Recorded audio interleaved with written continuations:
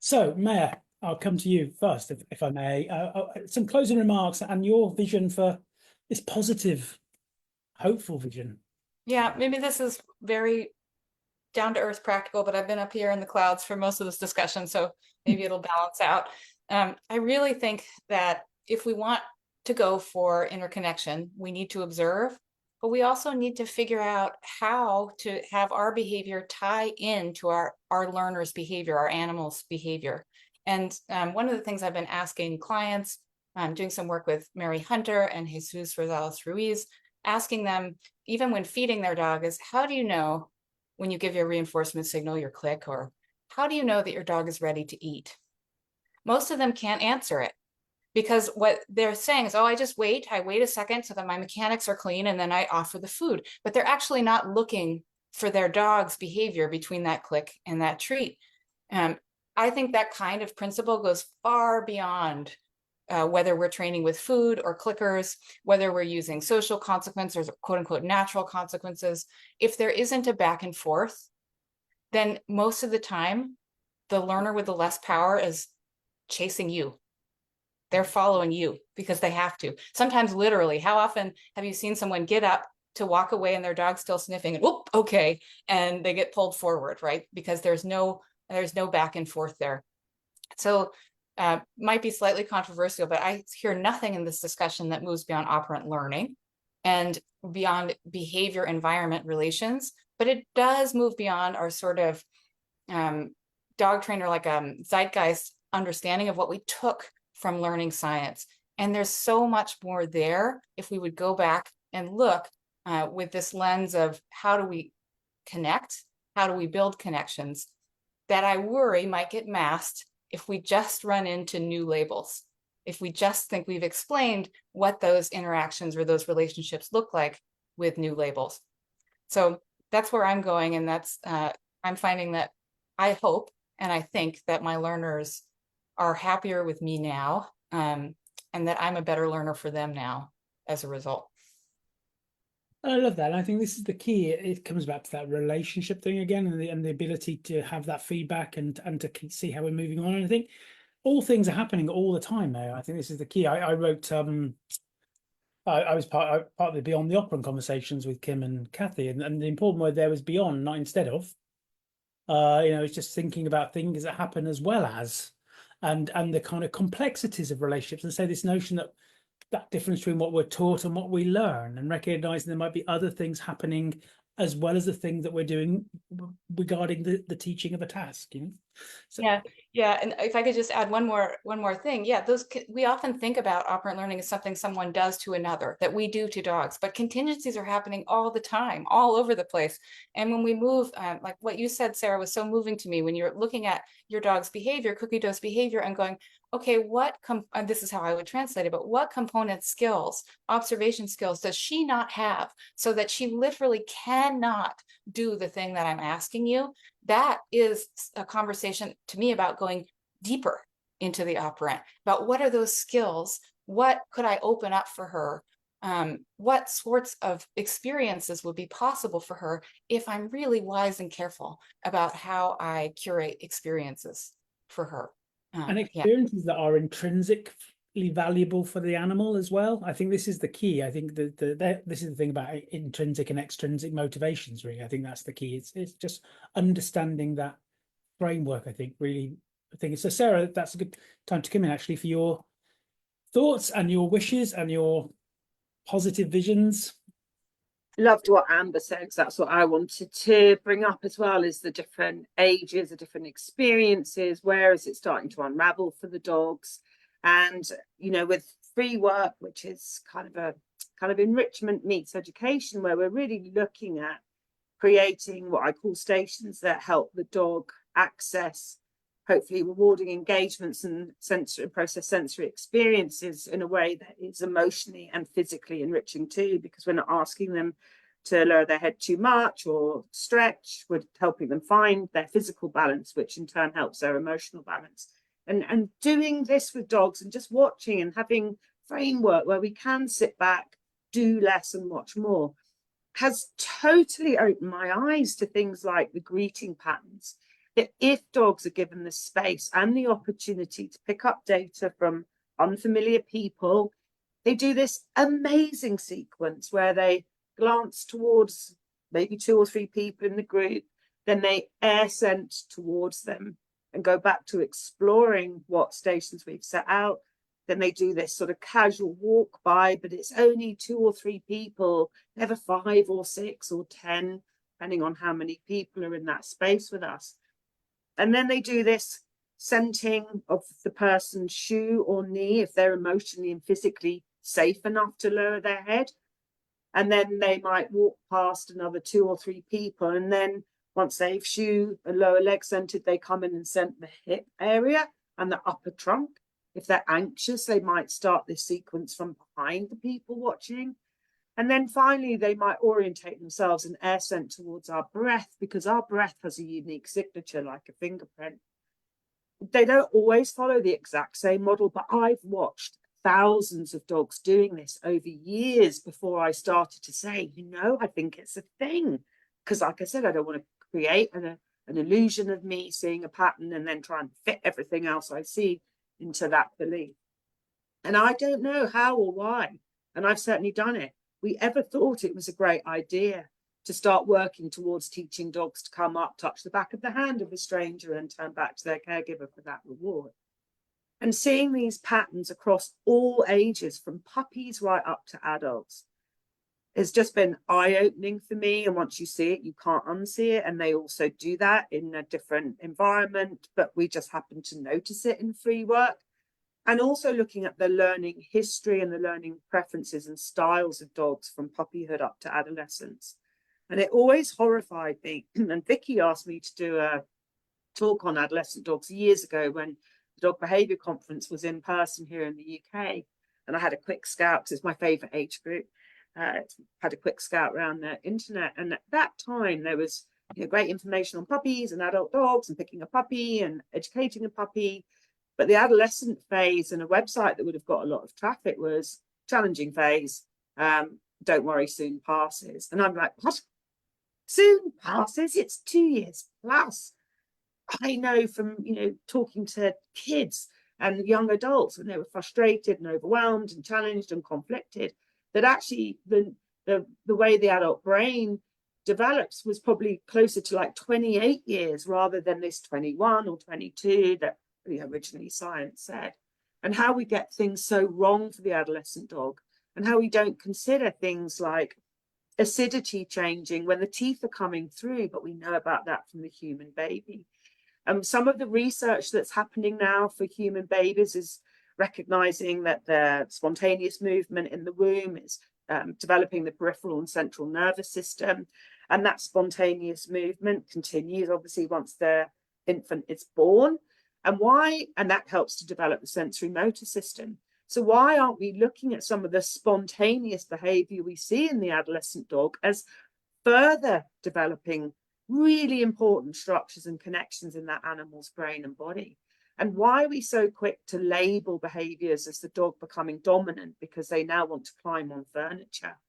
Climbing helps to strengthen the functionality of the vestibular system. And the vestibular system is just one of the many amazing systems in the body that helps you feel safe.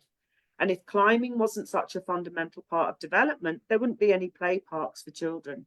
So that's what my hope is, that we start to really look at research in the human world, look at movement. For me, movement is the foundation for all behavior. Sensation is the causation for movement. And they're now doing studies that are starting to track the movement of babies to pick up more quickly where there might be signals or signs in the movement of that developing infant that could indicate a potential struggle in terms of learning and adapting to the environment and navigating their way through life in the child and the teenager and the adult. And that would be my hope. And if I think of the word respect, because there's so many misuses of the word respect in the animal-human relationship, for me, respect means to do something again, to repeat, to return to revisit, and spect is to watch, as in a spectacle or a spectator. And that's what my hope is, that we have more respect for these amazing animals, because we just look for more and we keep looking as well. Brilliant, thank you, Sarah. And I think all these, your gift for me, as well as things like free work and that kind of, but is to allow us just to kind of wonder and watch and just see all these little things, because they're important things. They're important representational things. Sindhoor, your closing kind of thoughts and your vision for the future, your hope.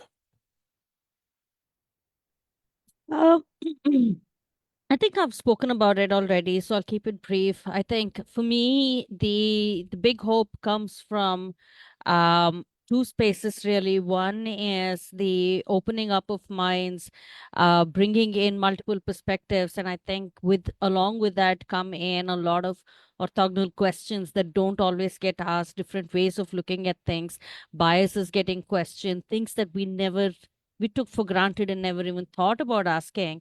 I think those questions get asked if we open ourselves to different perspectives. And so just bringing in inclusive voices from different spaces can do that. And I think it's not happening as fast and at the scale at which it should be, but there it has started, and I think that gives hope.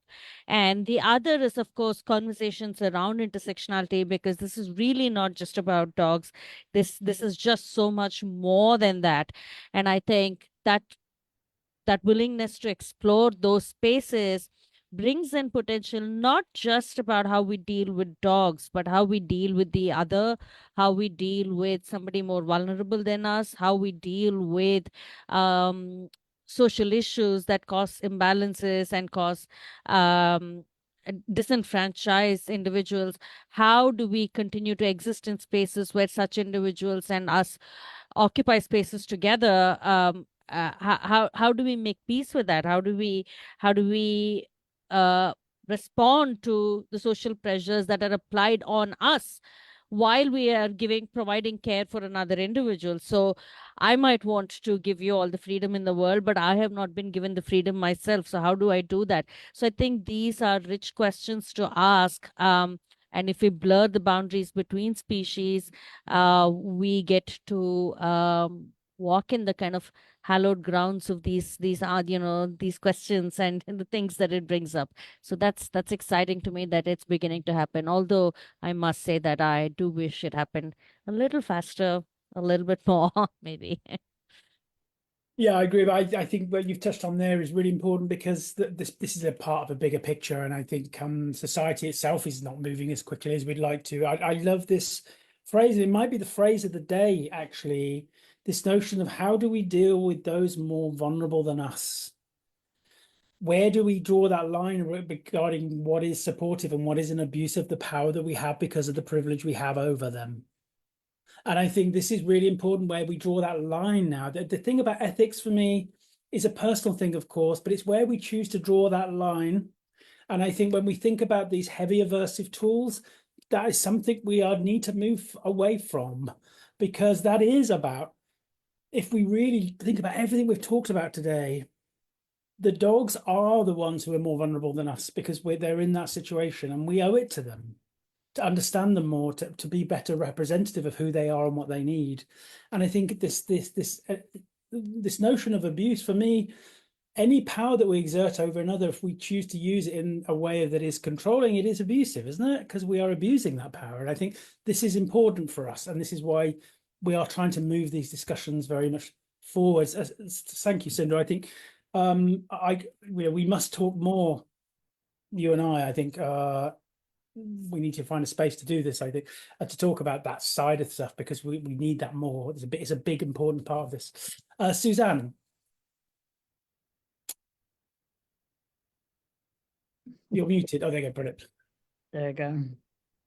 So I live with a lot of animals, and I've always lived with a lot of animals of many different species, and had lots of animals in my care as a kennel manager, as a barn manager, and certainly now with all the critters we have. And so the thread that runs through what I try to do with people and what I try to do with the macaw versus what I try to do with the bulls out there versus our pigs. It all comes down to really seeing who that individual is, number one. That is the starting point for me, everything. And for the dogs, it's my little mantra, see the dog. Like, and that is a really big concept contained in 3 very brief words. And how much you see, one, we need to spark curiosity about who the dogs are instead of, oh, I have a dog. And everyone here at this panel has had a client who's like, I've had fill in the blank breed my whole life, but this one, it's like, right, I have many friends who are blonde, but this one, and then they get that, but that's not woven through. It's your dog and it's a generic label. And there's not a sense out there in the world about, first we begin with who this is. You know, it just, I say it's like walking into a car dealership and say, hey, I want to buy a motor vehicle. It's like, okay, I got a motorcycle here. It's like, oh, I have 7 children. It's like, oh, well, we have a tractor, which has a big bucket. We wouldn't do that. But when it comes to dogs, because we're not thinking about the individual, and that includes their adaptability, how functional they can be, what it is, where's the slot we're asking to fit them into. And so I work with people to try to figure out, what is it that you want? I mean, this is like going to a bar in your 20s and, well, he looks kind of cute and I like the color of his eyes, so I'll just take him home and marry him. There you go. All of us would think like maybe that's not the best way to actually acquire a life spouse, but okay. So what are the qualities that you want in a dog? What are the qualities that you prize? Because then let's go find that dog. They exist. You know, do you want a dog who's going to cuddle and watch TV and go for a couple of walks, or you want a dog who's going to go hiking 30 miles a day with you? What is it you're asking for? And we don't do a good job of helping people explore what matters to them, because a relationship has to be based in both ends of the relationship. This is not all about us extending ourselves and trying to stretch to meet an animal whose needs and whose way of living in the world does not suit us. This is like acquiring a Newfoundland and being very surprised when you've got a lot of drool all over your pants. That's the no for me, no drooling breeds. And so that notion, I think, is missing. See the dog, and how do we see that in a way that we actually understand them, so we can answer that question of, how is this for you? So the dog that stands very still and everyone says he's okay, it's like, he's not actually. He's not. What does that look like when he's not okay? Because if we can get them to really see the dog, if we can get them to keep that, how is this for you? It's like being an insane hostess, or, dealing with a guest. Are you warm enough? Are you cold enough? Do you need more to eat? Can I get you a drink? Do you need more light, less light? Do you need a blanket? In my head as a trainer, that's what I'm doing. How is this for you? How is that for you? How is this for you? How is this? So that there's a really tight feedback loop. But like, oh, he's okay. We've labeled it, and then we turn away from the behavior. We turn away from what the dog is actually doing, saying, showing us, asking. So that we have to stay open and really looking for the answers to that. So that would be my hope for the future, is that we actually see the dog, and that we also understand that our needs in a dog-human relationship deserve credit and they deserve validation. It's not that, take in whatever dog you can and save his life and be happy with what you got. I think we can educate the public better about, you can find a relationship that suits you and your skill level and your willingness to invest. Many people don't buy old farmhouses because they don't want to live in an old farmhouse. They want to live in a brand new house where everything works. Instead of, you close the lid to the washing machine and, well, so that's where that part of the ceiling is now going to live.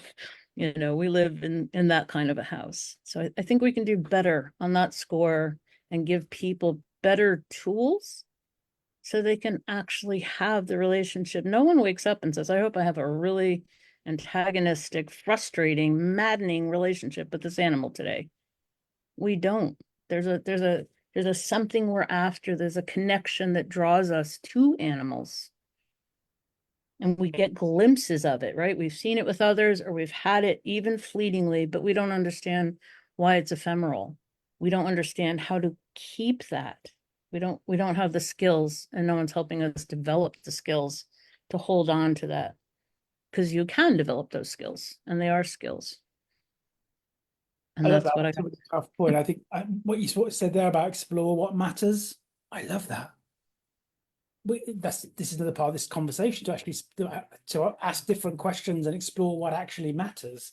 And for many of the general public, they just want a relationship with their dog. They want to have that partnership with their dog. They want to have that companionship ultimately. And some of the things that they've been told, some of the things in the zeitgeist actually put barriers up to that. Actually, they put blocks up to that, because if their dog can't communicate as part of that relationship, it's challenging. And if they, I think one word that comes up from all of you is this notion of awareness. How do we support more awareness of the lived experience of the dog, whilst also for us as professionals being more available and more aware of the lived experience of the client too? I think this is really important. Laura, your final little words of your hope. Well, speaking as someone who lives in an 1829 farmhouse where there is not one even surface existing anywhere. Well, I don't know. I could spend a lot of time talking about my goals, but I want to bring it back to kind of a more daily level, because I work with clients every day. I work with dogs every day that I don't live with. And so one of my huge goals is how to at least open a glimmer of this new paradigm, this paradigm shift that's happening to someone who's desperate because their dog is a persistent barker and they're getting eviction notices from the landlord. So I just keep it simple. I'm not saying it is simple, but I try to keep it simple. First of all, I feel like one of the things I always try to do is facilitate helping people learn how to learn from their dog. Not many people know how to learn from their dog because they're just, they're so suffused with these pre-existing expectations, stereotypes, these deep-seated cultural, philosophical norms. So I keep trying to find ways, and it changes depending on the dog in front of me and the people in front of me, about how can I help you to learn from your dog. So the first question I'm always asking is, and helping people learn to ask is, what do I need to learn from you to help you feel safe, to help you want to go outside the house if your dog is refusing to go out the front door? What do I need to learn from you to address your need to bite and mouth if you're an adult dog? And certainly also if you're a puppy, it's just, I think to me it would be guidelines. One is learning from our dogs, listening to our dogs, and being prepared to make the pretty significant shifts in our own behavior, thinking, relationship that might call for. Right. And I'm not saying this is easy. And I always talk about my own, this is just a simple example. I'm a big believer in stress detox periods, decompression walks, It's like every dog who worries about the environment first needs a period where they can just take a deep breath and they're not being flooded all the time. So when I did that with one of my female working border collies, she would go out and spend 15 minutes sniffing one blade of grass. So that actually required a lot of behavior change from me. I had to change my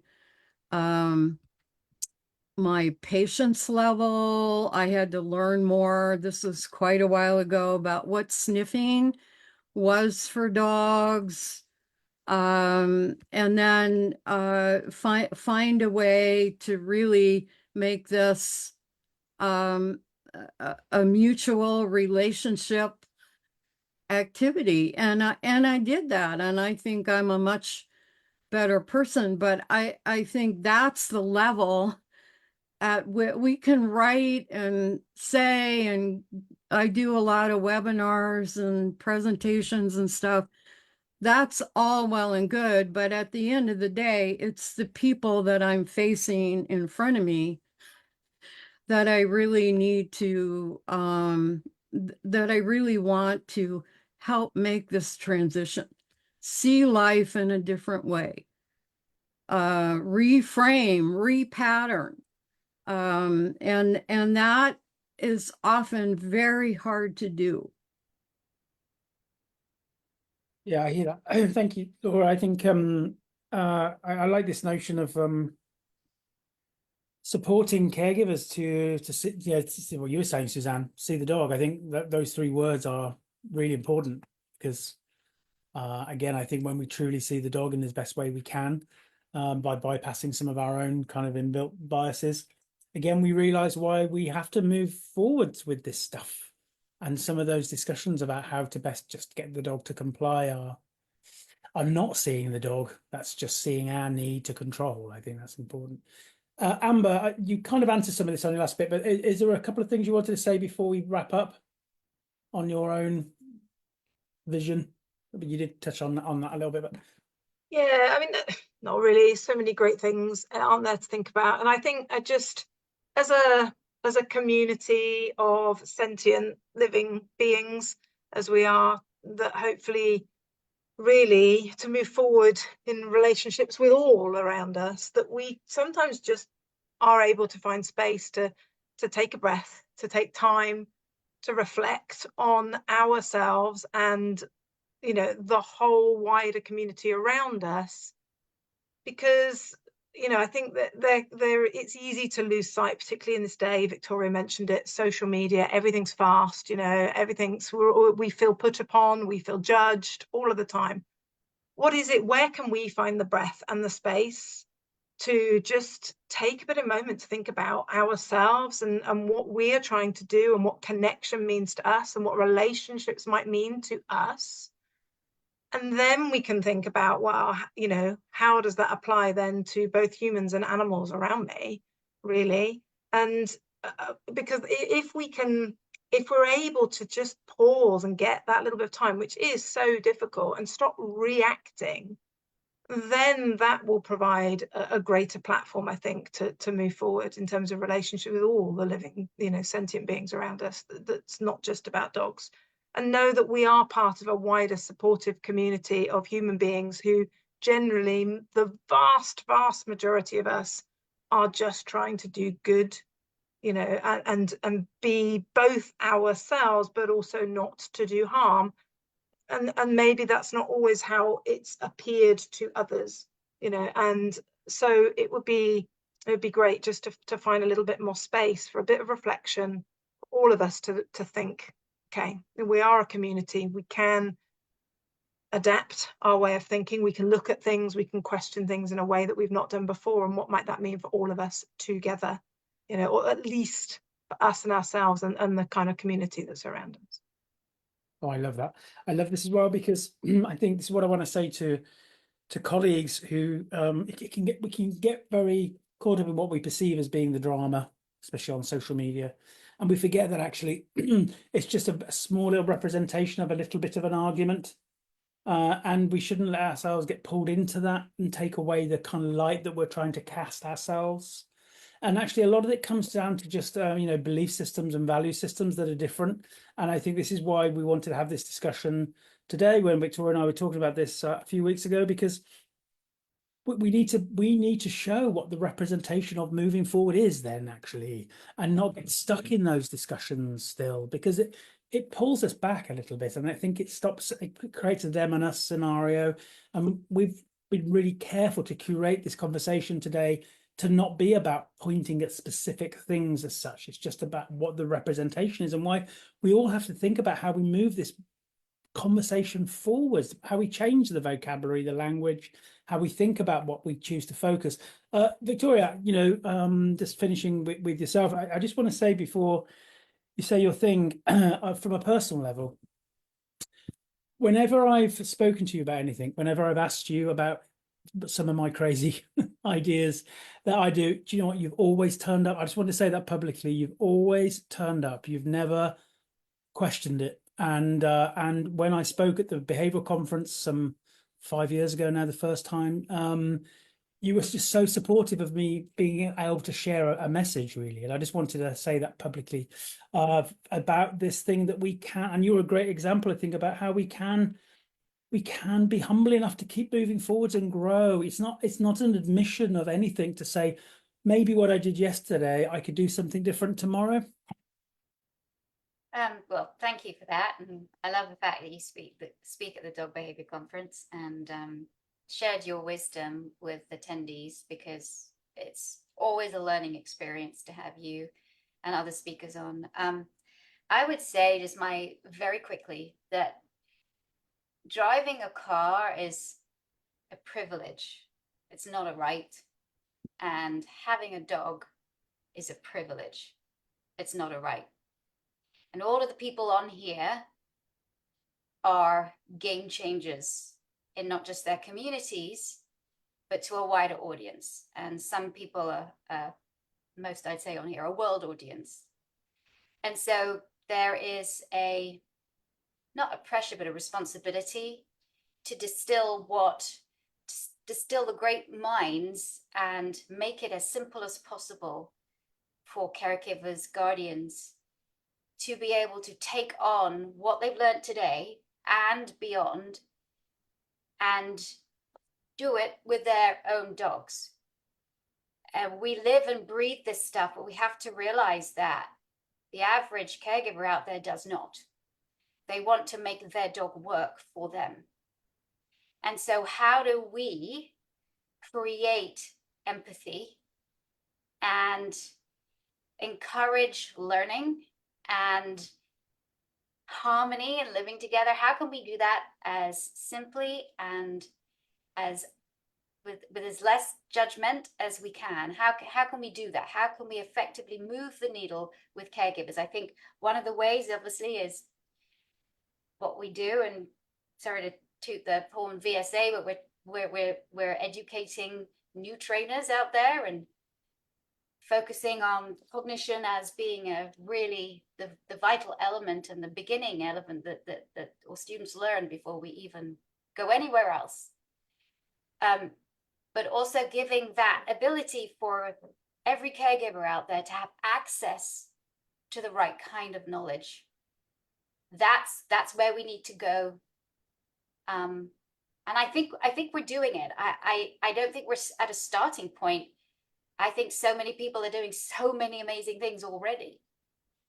We just need, because social media is fast and it's quick and it's consumptive, and we just need to have something that says exactly like Amber said, is space, so that people have space and they feel supported, that they can move into this new realm, as it were.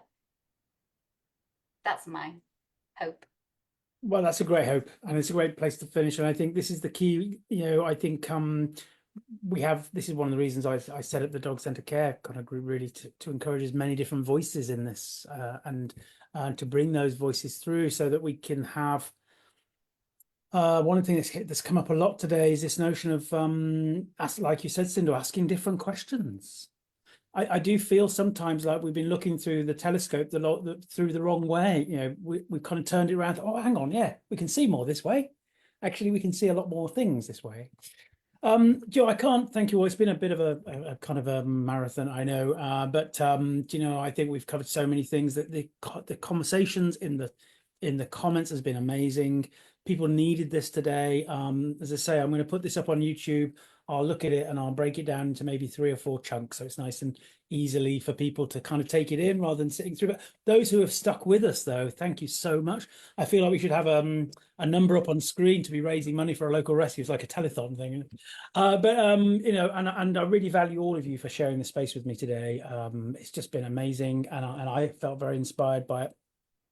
So everybody in the group, everybody here, I'm going to share links to everybody's platforms and the different things that they provide. Everybody here, apart from Maia, but we're going to change that, Maia, very soon, have done conversations within dog centre care. Maia, I'd love you to come and have a chat with me so we can really unpack some things. Have a look at the YouTube channel. There's a lot of things there to deep dive. Thank you, everybody. Just thank you so much. I love you all, and it's been an amazing privilege to spend this space. Thank you, Andrew, for everything you do. Thank you. Thank you, darling. Thank Very you. much. Thank you. Thank you. If you could all stay here, don't disappear. I'm going to speak to you off air in a second, very quickly. Thank you, everybody, and whatever you're doing, well, stay safe and see the dog in front of you. I think that's the key message. Thank you, everybody. See you soon.